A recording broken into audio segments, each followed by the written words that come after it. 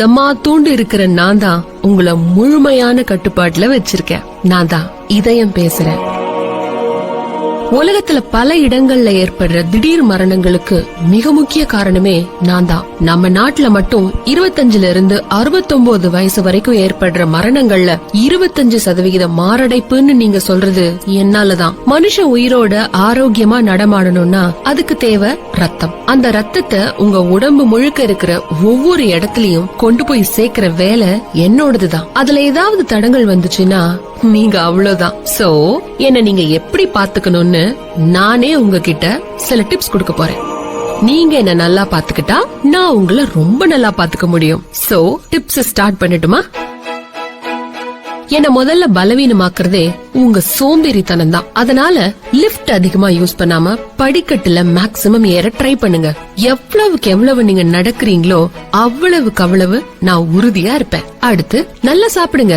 வேணான்னு சொல்லல, உங்க நாக்க சந்தோஷப்படுத்துற மாதிரி சாப்பிடாம எனக்கு கொஞ்சம் ஸ்ட்ரென்த் தர மாதிரி சாப்பிடுங்க. வைட்டமின் பி சத்து இருக்கிற பழங்கள் நிறைய எடுத்துக்கோங்க.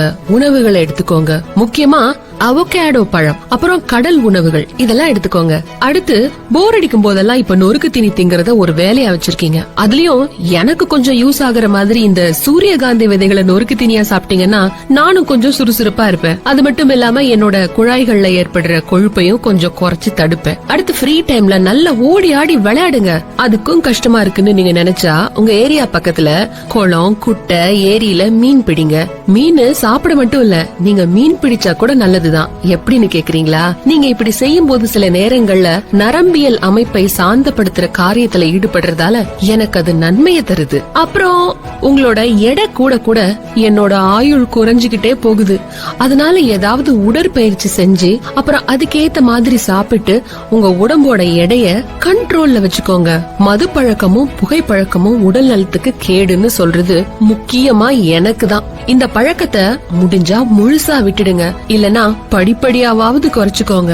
அதிக அளவு சர்க்கரை இருக்கிற உணவு, அதே மாதிரி அதிக அளவு உப்பு இருக்கிற உணவு, இது ரெண்டையுமே நீங்க குறைச்சுதான் ஆகணும். இது ரெண்டுமே உங்களுக்கு ரத்த அழுத்தத்தை தூண்டிவிடக்கூடியது. அதனால இது நீங்க குறைச்சிங்கன்னா எனக்கு ரொம்ப சந்தோஷம். உடற்பயிற்சினாலே உடனே ஜிம்முக்கு போய் 2 மணி நேரம் ஒர்க் அவுட் பண்றதுன்னு மட்டும் கிடையாது. வீட்டு தோட்டத்தை பராமரிக்கிறது, வீட்டு வேலைகள் செய்யறது, மாடிப்படியில ஏறி இறங்குறது, பக்கத்துல இருக்கிற கடைக்கு பைக்ல போகாம நடந்து போயிட்டு வர்றது, இது எல்லாமே உடற்பயிற்சி தான். இத பண்ண கஷ்டமா இருக்குன்னு நீங்க நினைச்சீங்கன்னா யோகா, தியான பயிற்சிகள் பண்ணினாலே போதும். இதனால உங்களோட மன அழுத்தம் குறையும், ரத்த அழுத்தம் குறையும். அதனால எனக்கு வர அபாயமும் குறையும். உங்களுக்கு நீச்சல் தெரியுமா? உங்க ஏரியா பக்கத்துல இருக்கிற ஒரு நீச்சல் குளத்துக்கு போய் நீச்சல் பண்ணுங்க. இது ஒரு நல்ல உடற்பயிற்சியும் கூட. நீச்சல் அடிச்சா உடம்பு எடை குறையும். அது மட்டும் இல்லாம எனக்கு அது ரொம்ப பிடிச்ச ஒண்ணு. ஃப்ரீ டைம்ல வீக்கெண்ட்ல படத்தை பார்த்துட்டு வீட்ல சும்மா இருக்காம ஒரு 100-200 ரூபாய் செலவு பண்ணி ஸ்விம்மிங் பண்ணிட்டு வாங்கல. அப்புறம் அதிகமா மில்க் சாக்லேட் சாப்பிடாம டார்க் சாக்லேட் சாப்பிடுங்க. ஏன்னா இதுல அதிகமா கொக்கோ இருக்கிறதால உடம்பெல்லாம் ரத்தம் உறைவதை தடுக்குது. ஃப்ரீயா இருக்கும்போது புக் படிங்க. இதனால மனசு அமைதியாகும். 2வது விஷயம், அடுத்த பக்கத்துல என்ன நடக்க போகுதோ அப்படின்னு ஒரு சின்ன பதைப்பதைப்பு இருக்கும்ல, அது இன்னும் என்ன அதிகமா வேகமா துடிக்க வைக்கும். இப்படி செய்யறதுனால நீங்க பேலன்ஸ்டா என்ன வச்சுக்கலாம். இந்த உணவுகள்ல அதிகமா எண்ணெய் சேர்க்கறத தவிர்த்துக்குங்க. அப்படியே எண்ணெய் வேணும்னாலும் ஆலிவ் ஆயில் போன்ற இயற்கையான எண்ணெயை நீங்க யூஸ் பண்ணீங்கன்னா நான் இன்னும் கொஞ்சம் எக்ஸ்ட்ரா நாட்கள் உழைப்பேன். இன்னொரு கஷ்டமான விஷயம், முடிஞ்சா லவ் பண்ணுங்க. ஆனா உனா காதல்னால இதயம் அப்படின்னு ஒரு மாய பிம்பத்தை ஏற்படுத்தி வச்சிருக்கீங்க. அது வெறும் மாய பிம்பம் மட்டும் கிடையாது, அதுல ஒரு உண்மையும் இருக்கு. நீங்க லவ் பண்றதால உங்களோட இதய துடிப்பு ரொம்ப அதிகமா இருக்கும். அதனால என்னால இயற்கையாவே ரத்தத்தை நல்ல பம்ப் செய்ய முடியும். நீங்க லவ்ல இல்லன்னா முதல்ல ஒரு நல்ல பையனையோ இல்ல ஒரு நல்ல பொண்ணையோ பார்த்து லவ் பண்ண ஆரம்பிச்சிடுங்க. ஆல்ரெடி லவ்ல இருக்கீங்கன்னா இன்னும் நல்ல ஸ்ட்ராங்காவே லவ் பண்ணுங்க. ஒரு நல்ல ஜோக் யாராவது சொன்னா மனசு விட்டு நல்லா நிம்மதியா சிரிங்க. சிரிப்பை விட ஒரு சிறந்த மருந்து எனக்கு தெரிஞ்சு எதுவும் இல்ல. அதனால நல்ல நண்பர்கள் கூட டைம் ஸ்பெண்ட் பண்ணுங்க. நல்ல ஜோக்குக்கு கண்டிப்பா சிரிங்க.